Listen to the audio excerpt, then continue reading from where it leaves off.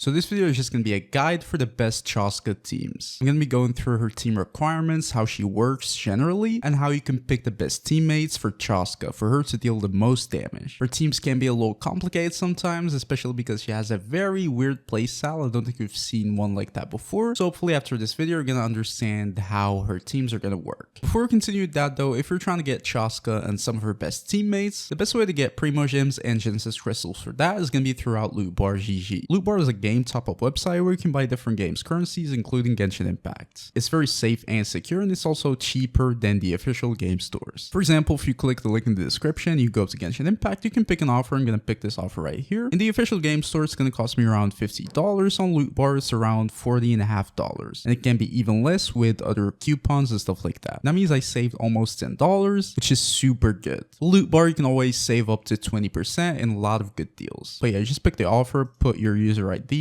and your region, click on top up now, and then you just pay, and then you just wait a couple of minutes and the Genesis Crystals are going to be in your game. Those are some of the latest reviews you have from Lootbar. Click the link in the description and top up now. Alright, so back to the video, I'm going to give you guys what she needs on the team and how she works generally, so you understand based around what I'm going to be giving you these team examples. So first of all, Chasca, without knowing too much, she's just going to be an on-field main DPS. She's going to be charging bullets, 6 bullets, and dealing damage with those 6 bullets. Now, for every Pyro, Cryo, Hydro, or Electro character you have on your team, she can change 1 bullet out of those bullets from a Nemo to that element. And those changed bullets that are not a Nemo are going to have much higher multipliers than the Anemo bullets, so they're just going to be stronger. Okay, I hope that's simple and understood. And then from her passive, the more characters you have that are either Pyro, Electro, Hydro, or Cryo characters, there is a chance that's going to increase either 33, 66, or 100%, that another 4th bullet is going to take another random element, and it's going to be stronger than the Anemo bullets. So now you're going to have 4 strong colored bullets instead of 3. And when I say the colored bullets are stronger, I do mean it. They're like 3 times more damage than the normal Nemo bullets. Alright, so if they are that strong, the first thing you'd want to do is that you'd want to make sure you get as many colored bullets as possible. So you'd want to make sure you only have either Pyro, Electro, Cryo, or Hydro characters on your team, because this is the way you can maximize these bullets. Even if these characters are not like the optimal supports for her as a main DPS, no amount of like support or buffs or anything like that is going to make up for the damage loss you're going to gain from not turning your bullets into colored bullets. No support is going to triple your damage just like that. So yeah, in simple terms, have colored team, more colored bullets equals more damage, which is good. So to put on her team requirements in simple terms, you just want to make sure you have at least at C0 3 characters of either Pyro, Electro, Hydro, or Cryo to make sure you convert at least 3 bullets into colored bullets. And then preferably, even with these characters, it's preferred that you have them at different elements, so you increase your chances of getting an extra bullet from your passive. That's not as necessary, but it's gonna be pretty good. So it's preferred that you have just straight up a rainbow team where you have like Chascas and an Nemo, and then 3 characters from 3 different elements that are not Geo or Dendro. So yeah, you'd want to make sure these things happen, because as I explained before, no amount of like buffs or anything like that is gonna be better than just having your bullets deal 3 times as much damage. So yeah, that immediately eliminates characters like Kaza, for example, or Xiaolin or whatever, who are good supports, but they just don't fit her kit pretty well. So her damage buffs are probably not gonna be enough to offset like the damage loss you get from not using the color team with her. Now that we understood that, let's move on to her teams. So as we've seen before already, Chasca is going to be kind of a selfish DPS. She's going to be on field first of all, and the main thing is that she's going to require you to build a team around her with like maximal value. So you just want to lean into that more.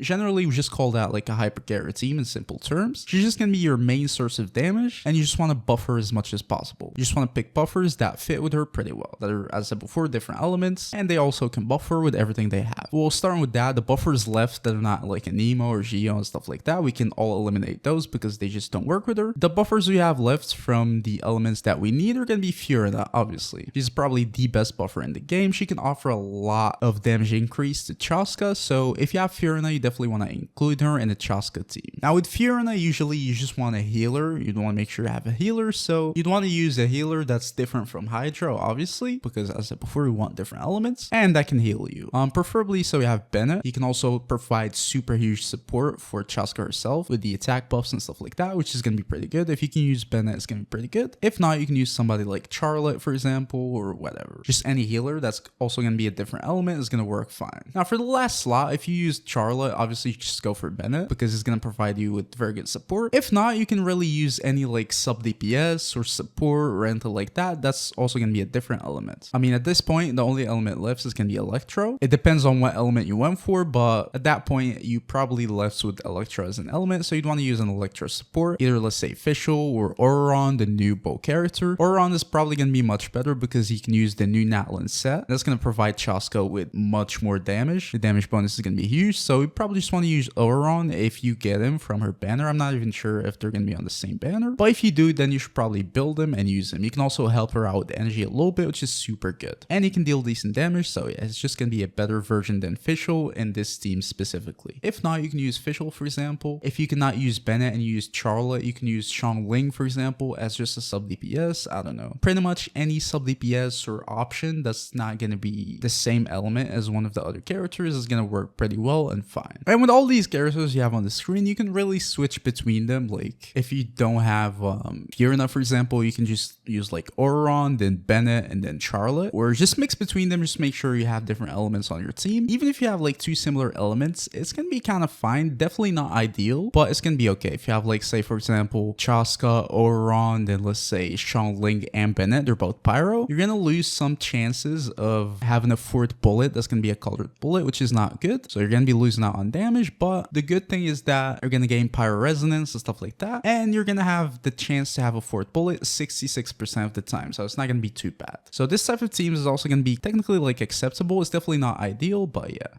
So yeah, this is generally the C0 team. Now finally moving on to her C1 teams. At C1, it's simply that her passive is going to be able to deal the fourth bullet with more chances without needing more characters that are going to be different elements. So you're going to have a free 33% increase. That means you only need 2 characters to be different elements for you to maximize the chance. So say for example, the previous team, like Chasca, Auron, Xiangling, and Bennett. In that team, you're going to have your fourth bullet guaranteed to be colored because you already have 2 different elements. Auron, which is Electro, and then Pyro from Bennett and Xiangling. So that's going to open up like 2 element teams for you in general, and it's going to open up some interesting options. For example, as I said before, this team where you can just use like Xiangling as a sub DPS. Another very interesting type of team you can go for is going to be Shenhe. Shenhe is going to be buffing your cryo damage, and when you have 2 cryos on your team, that means you're probably going to have at least 2 or 3. A lot of times it's going to be 3 cryo bullets that are going to be dealing super huge amounts of damage. So you can play something like Chasca, then Fiorina, then Shenhe, and then a second cryo. Let's say for example Charlotte, probably because you need a healer for Fiorina, and Charlotte is also going to be cryo. If you're playing Shenhe, I definitely recommend using a second cryo for the energy and also to guarantee more bullets are going to be cryo. But yeah, Shenhe is going to be buffing your cryo damage by a huge amount, and you're going to benefit from all of her buffs in general, like cryo damage bonus, cryo resistance shred, and stuff like that. And in this type of team, you can also run a cryo goblet on your Chasca herself because most of your damage is going to be cryo damage. And this is the true benefit of C1 in my opinion. We're going to talk about her constellations in the next video, hopefully. Her C1 is going to allow you to have like a more specific element as, you know, the type of damage you deal. So it's going to make building her much easier and expectable. Because for example, in this team, most of your damage is going to be cryo damage. So it's going to be easy to buff it with Shenhe. It's a weird time. We're seeing Shenhe being played with an Anemo main DPS. It's kind of weird. But yeah, in general, as I said before, this is going to be the main idea. You can play her in a double Electro team, for example. Let's say like Chasca, then